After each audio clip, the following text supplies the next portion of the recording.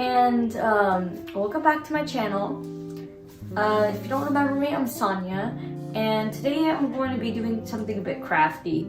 So the other day I realized that all my college notebooks and textbooks for this year are Looseleaf because they came in the mail and they were just stacks of printed paper with the textbook material on it. And last year, my freshman year, I had a couple textbooks like that, like my chemistry book and such, and I did keep them in binders, but I realized the hole punches and everything were ripping and the paper is very thin, so they were falling out and it wasn't practical at all. And you know, I paid like $150, $175 for each one. I'm like, it's not worth it. They're gonna fall apart. First of all, I don't understand. University had enough money to bind their own textbooks. But then I'm like, you know, it's quarantine. I have a bunch of free time on my hand. Why don't I just bind the textbooks myself? So today I'm gonna be teaching you guys how to bind your own textbook out of loose leaf textbooks, or, you know, even like if you want to make a notebook out of like hole punched loose leaf notebook paper. So that's what we're going to be doing today. So let's get into the video. So for this process, we're going to first start with the binding technique I used, which is just a plain stitching. Very easy technique. So you're first going to take your cover pages. I use regular cardstock paper from Michaels here, but as you can see, I've hole punched them around 5 times. 5 to 6 times is the bare minimum of it. And what I did was I took a 3-hole puncher and put it on the 3 rings there. You can just use a 1 punch too. And then I used my Muji 2-hole puncher so that I could take the other 2 parts. But like I said, 5 is a minimum. And just like I said, these are just regular cardstock. You can use cardboard too. Other than that, you take your filler paper, which I've been using my Looseleaf biology textbook for this, and since it's already punched into 3s, I'm basically just gonna punch the other 2 holes just like the cover pieces, and then you'll be ready to start stitching. Now here's my organic chemistry notebook from over the summer. This one has 26 holes, so it's a bit more secure, but it's a lot less pages. This one did take a while and it took a lot more string than the more efficient way. And next I'm going to be showing a much thicker book, which I'll be using this fall quarter, which is my organic chemistry notes reference, and this is around 20 holes. And it's a bit thicker, so I experimented with the trifold binder kind of binding over the sides. And this one lays a bit more flat than the other notebook, and you can see it's still pretty secure because it had rings before. And I find this easier to annotate with than having plastic rings, so that's why I had it string binded. Lastly, I'm going to be showing a notebook that I made out of my other biology loose leaf textbook, and this one is just like the one I'm going to show you in this tutorial. It has the 6 holes as the binding, and this is basically how it will turn out if you follow the exact way I'm showing you here.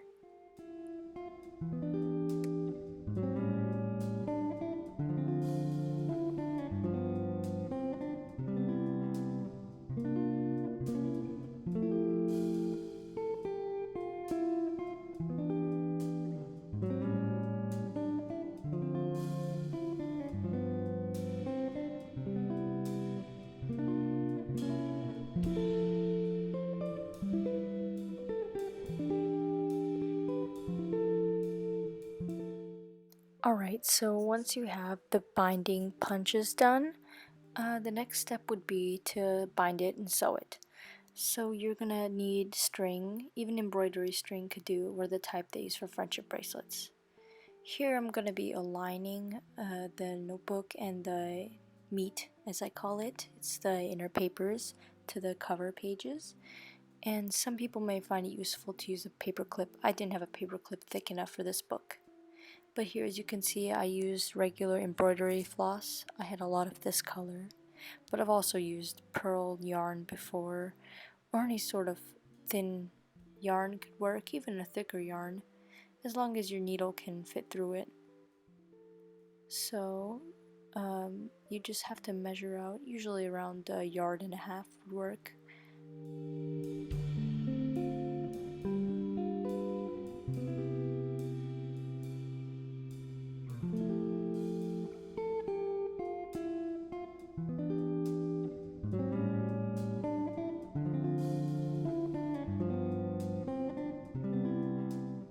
Once you've prepared your string, you should turn over the notebook so that you have the back page.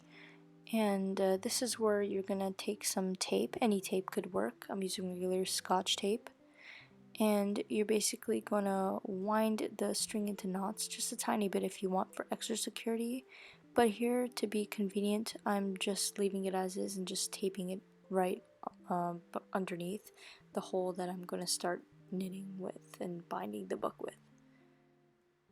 Now I'm basically taking the yarn, or the string as you call it, and putting it through the needle. Once again, I'm using a very thick, probably the thickest needle I have for my embroidery stuff, and I'm just putting it through the hole.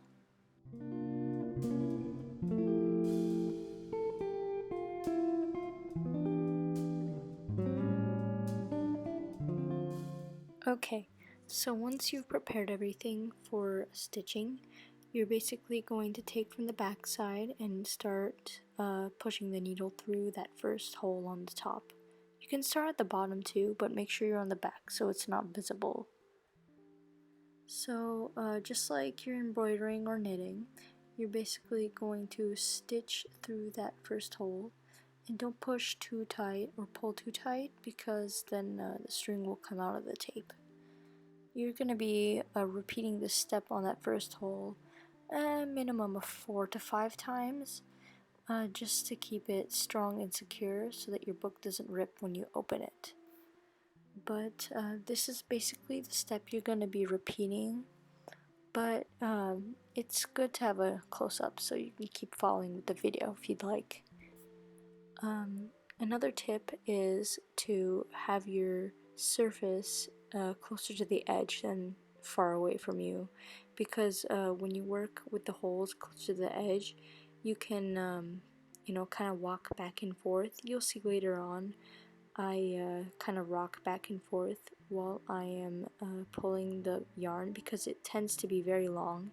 So if you're sitting somewhere, it's going to be more difficult for you to push by extending only your hand. You maybe need to step back and forth a bit, just until you start to run out of string.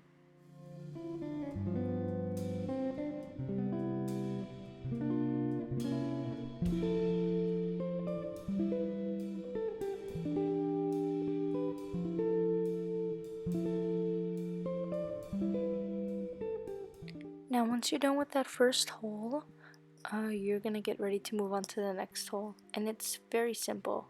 Like I said, I'm doing it over closer to the surface of the camera, but you can do it to the edge to make it much easier on your table. So you're basically going to do very similar to the first top hole. You're going to go from the back through out to the front with your string and needle, and you're going to make sure that there's kind of a diagonal during your process near the spine. As you can see, I'm not really tugging that hard, but it's simple and the same process being repeated as the first hole. And this is going to be done going all the way down or up wherever you start. You can basically see that the process is very repetitive, and the more holes you have, the more secure your book will be, but it will take more yarn and more time and effort to do it.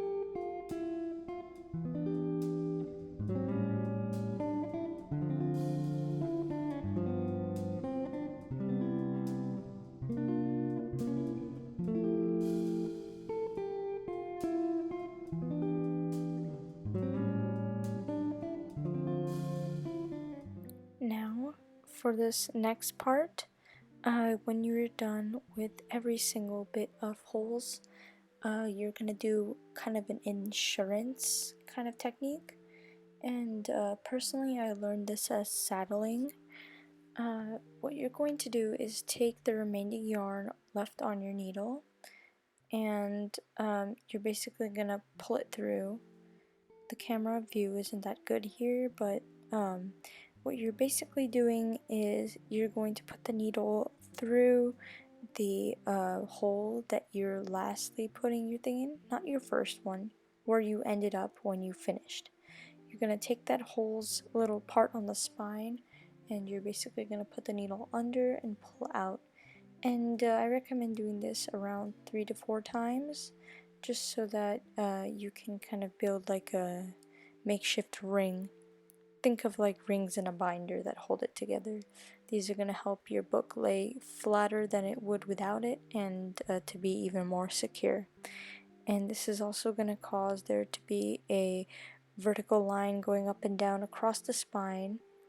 But don't worry, this should be disguised and hidden underneath the tape or whatever binding you choose to do when you're finished. This will basically be the formation of a block. If you are familiar with the binding terms for book binding procedure, most people do similar things when they're forming the blocks of the books that they are binding.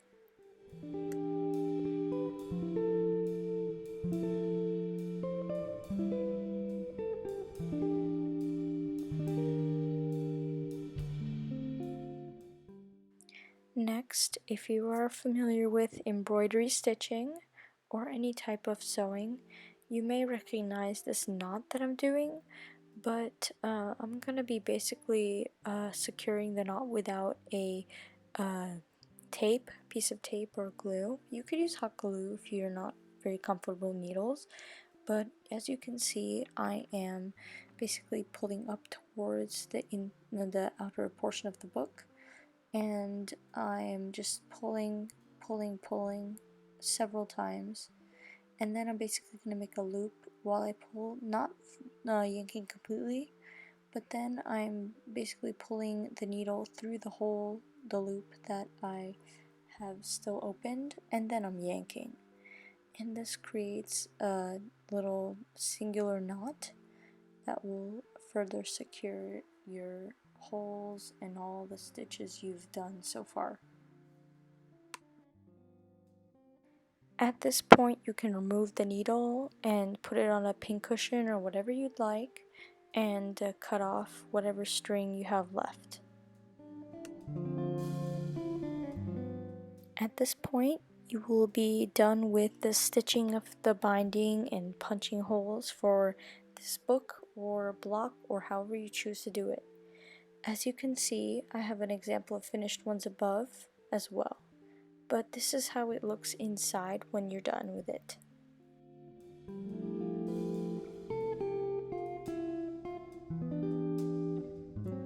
This is me sewing the yarn through the holes for another book.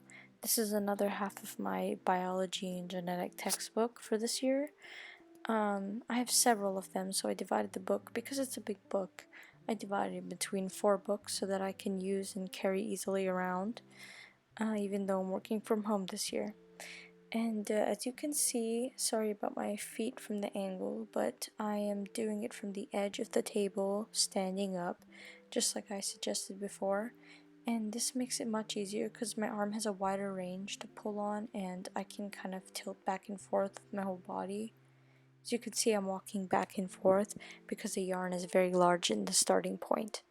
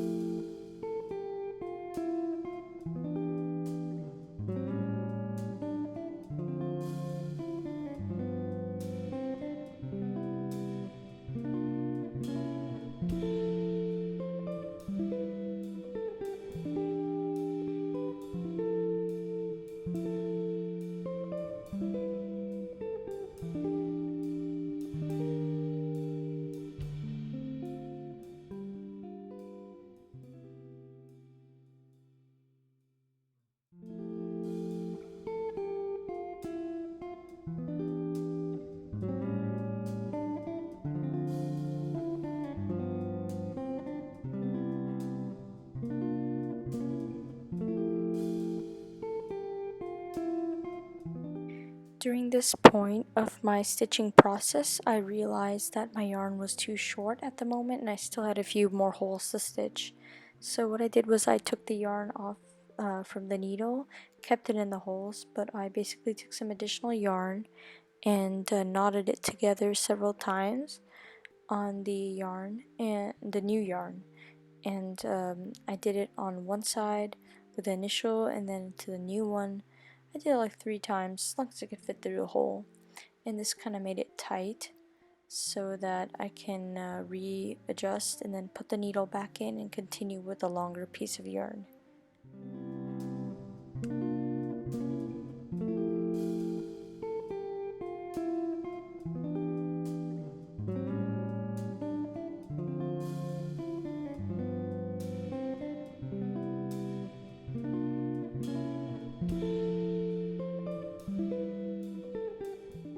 Another tip is if your yarn gets knotted or snaps off during the process, you can just readjust by knotting it several times and then continuing from the start again.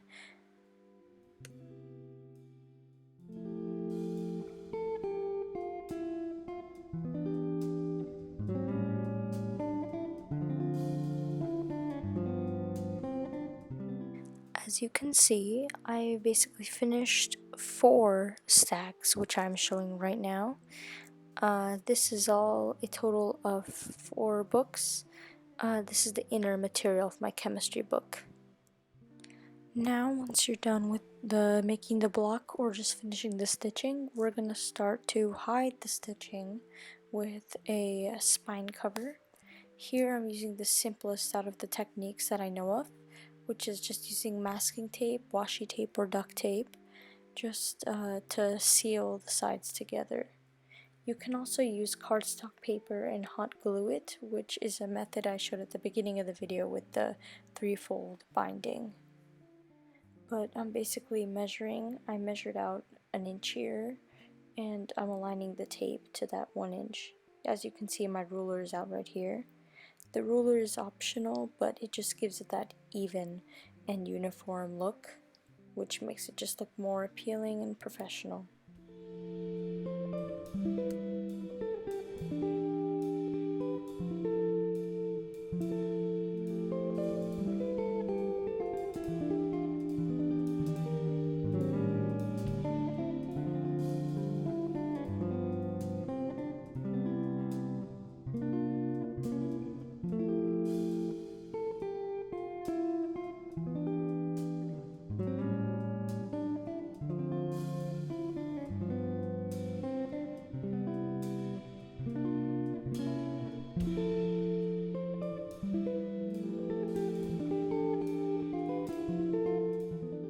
Here you can see while I'm doing the spine and making sure it aligns without any air bubbles, you can use basically any plastic or hard object or even your nails and just run it across the spine while you're putting the tape in, just so it stays firm and doesn't, rip open while you're using the book.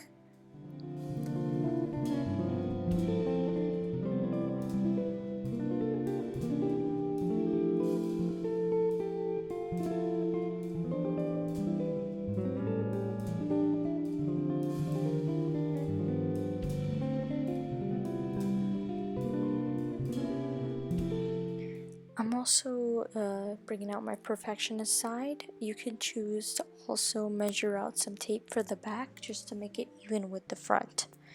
But that's basically what I'm doing here.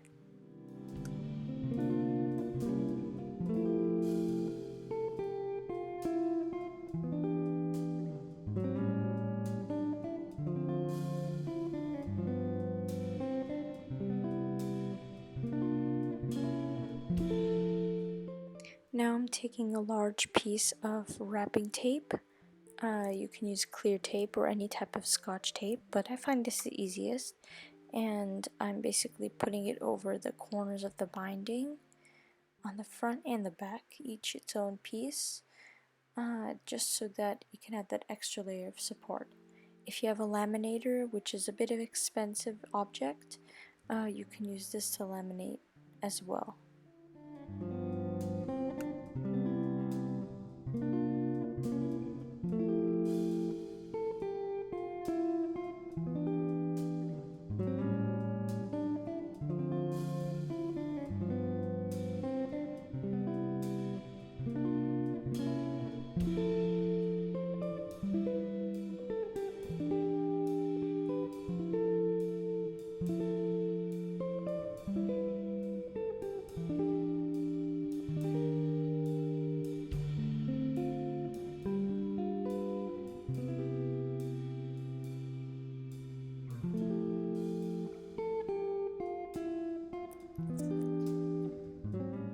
So for this part, I'm basically taking washi tape and I am applying it to the corners and edges because over the years I've experienced that my notebooks with more of a flimsy cover than a hard cover tend to bend on the edges and maybe even rip off or get kind of mushy.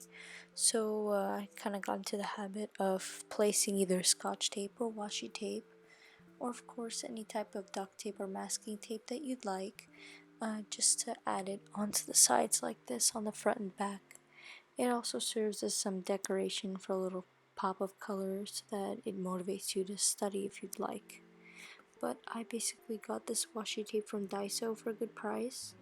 I'm sure that you can find good washi tape either at Daiso, Wish.com, AliExpress, or wherever you'd like.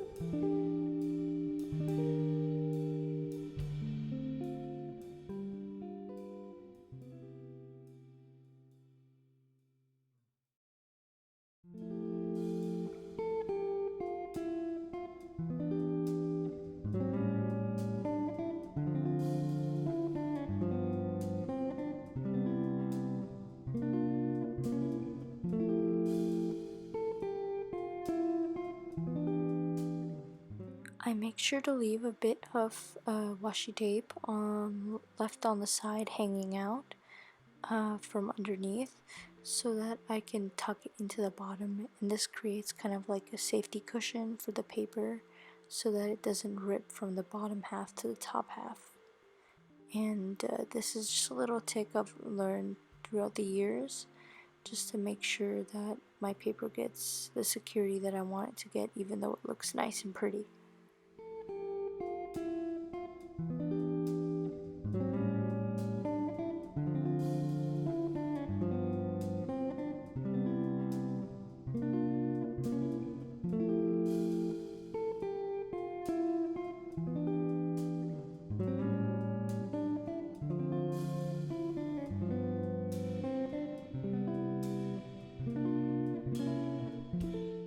And this is what the final product will look like once you've finished on both sides. As you can see, it's cute, pretty, and functional. And after this step, you're basically done with everything, the binding and the securation of the book. As you can see, these are all the different types of bindings. You can get very creative with them if you want to take time for it, but I just basically showed you the easiest way. Once again, this is an example of a book with even more holes, and as you can see, I gave it a creative and cute titling with my lettering skills, and this is the one with the three-way binding from the side so that it lays more flat. And that's it, guys. Thank you for watching. I hope you enjoyed this video, and if you'd like, subscribe and give it a like for more videos like this.